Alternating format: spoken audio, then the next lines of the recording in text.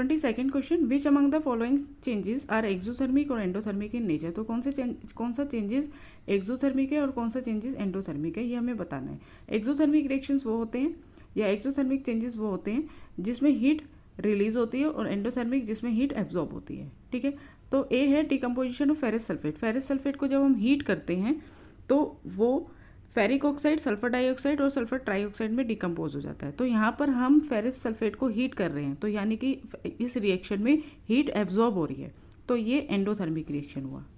ठीक है, next dilution of sulphuric acid. Sulphuric acid को जब हम डाइल्यूट करेंगे तो हम एसिड में वाटर ऐड ना करके वाटर में ग्रेजुअली एसिड ऐड करते हैं, तो ये कौन सा रिएक्शन होता है, एक्सोथर्मिक रिएक्शन, क्योंकि इसमें हीट रिलीज होती है। ठीक है, C part dissolutions of sodium hydroxide in water. Sodium hydroxide NaOH, ये एक बेस है। जिस तरह से सल्फरिक एसिड को डाइल्यूट करने पर हीट रिलीज होती है, इसी तरह से बेस को भी जब हम वाटर में डिसॉल्व करते हैं तो हीट रिलीज होती है, तो ये भी एक्सोथर्मिक रिएक्शन होता है। ठीक है, dissolution of ammonium chloride in water NH4Cl। Ammonium chloride को जब वाटर में डिसोल्व करेंगे तो आप देखेंगे कि सॉल्यूशन का जो टेम्परेचर है वो कम हो जाएगा। सॉल्यूशन का टेम्परेचर कम हो रहा है तो इसका मतलब है उसमें हीट एब्जॉर्ब हुई है। ठीक है, तो हीट एब्जॉर्ब हुई है तो ये होगा endothermic reaction. 23rd question, identify the reducing agent in the following reaction. तो रिड्यूसिंग एजेंट वो होते हैं जो सब्सटेंस ऑक्सीडाइज होते हैं।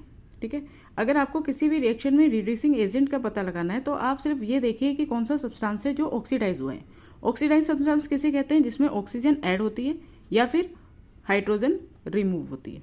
ठीक है, जिस सब्सटेंस में ऑक्सीजन ऐड होती है या हाइड्रोजन रिमूव होती है उसको हम ऑक्सीडाइज सब्सटेंस कहते हैं, और वही ऑक्सीडाइज सब्सटेंस जो होता है वो रिड्यूसिंग एजेंट होता है। ठीक है, तो फर्स्ट इक्वेशन देखते हैं, 4NH3 + 5O2 gives 4NO + 6H2O। तो यहाँ पर हम देख सकते हैं NH3 था, NH3 किस में कन्वर्ट हो गया, NO में कन्वर्ट हो गया। ठीक है, NO बन गया, यानी कि यहाँ पर हाइड्रोजन जो है रिमूव हुआ है और ऑक्सीजन ऐड हुआ है, तो ये सब्सटेंस ऑक्सीडाइज हुआ है ना। इस रिएक्शन में ये सब्सटेंस ऑक्सीडाइज हुआ, तो ये ऑक्सीडाइज सब्सटेंस है तो ये रिड्यूसिंग एजेंट कहलाएगा। NH3 is the reducing agent, right. Next, H2O + F2 gives HF and HOF। यहाँ पे वाटर H2O था, ये बन गया HOF। तो यहाँ पे हम देख सकते हैं ऑक्सीजन तो दोनों में सेम है, एक एटम था, यहाँ पे भी एक है। यहाँ पे हाइड्रोजन के 2 एटम थे, अब यहाँ पे एक रह गया, तो यहाँ पे हाइड्रोजन रिमूव हुआ है, तो जिस सब्सटेंस में से हाइड्रोजन रिमूव होता है वो भी ऑक्सीडाइज सब्सटेंस कहलाता है, और ऑक्सीडाइज सब्सटेंस जो है वो रिड्यूसिंग एजेंट बन जाता है। तो यहाँ पर H2O जो है वो रिड्यूसिंग एजेंट हुआ। ठीक है, नेक्स्ट देखिए, Fe2O3 + 3CO gives 2Fe + 3CO2। अब यहाँ Fe2O3 में से ऑक्सीजन तो रिमूव हो गया, तो ये बन गया Fe। तो जहाँ ऑक्सीजन रिमूव हुई है उसे हम रिड्यूस सब्सटेंस कहते हैं।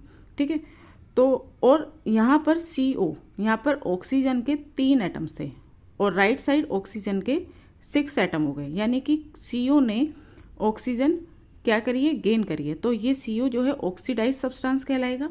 ऑक्सीडाइज सब्सटेंस रिड्यूसिंग एजेंट होगा, तो CO यहाँ पर रिड्यूसिंग एजेंट है। ठीक है, next 2H2O + O2 gives 2H2O। यहाँ पर हाइड्रोजन में ऑक्सीजन ऐड हो गया, तो ये ऑक्सीडाइज सब्सटेंस हुआ, और ऑक्सीडाइज सब्सटेंस क्या कहलाएगा, रिड्यूसिंग एजेंट। तो यहाँ पे रिड्यूसिंग एजेंट है H2।